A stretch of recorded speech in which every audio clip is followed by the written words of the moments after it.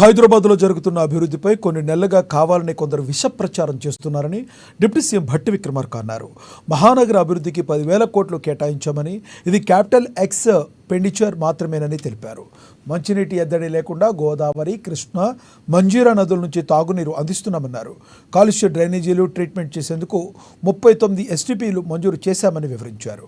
మూసీ నిర్వాసితుల పిల్లలకు integrated schools నిర్మిస్తామని భట్టి వివరించారు.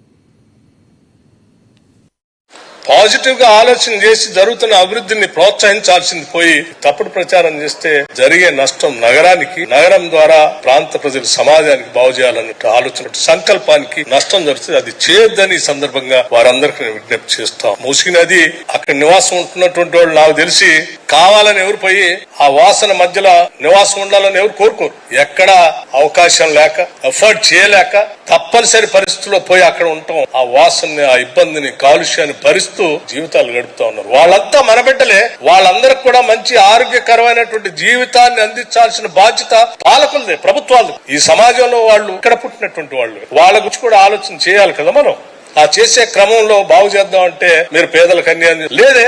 పేదలకు అన్యాయం చేయాలనేటువంటి ఆలోచన ప్రభుత్వాన్ని లేదు. అద్భుతమైనటువంటి జీవితాన్ని పేదలకు అందించాలన్నదే రాష్ట్ర ప్రభుత్వం యొక్క ఆలోచన. ఆరోగ్యకరమైనటువంటి పరిస్థితుల్లో ఈ నగరంలో నివసించేటువంటి వాళ్ళందరూ ఉండాలన్నదే రాష్ట్ర ప్రభుత్వం, ముఖ్యమంత్రి గారి ఆలోచన. మూసీ పరివాహక ప్రాంతంలో నివాసం ఉంటున్నటువంటి వాళ్ళు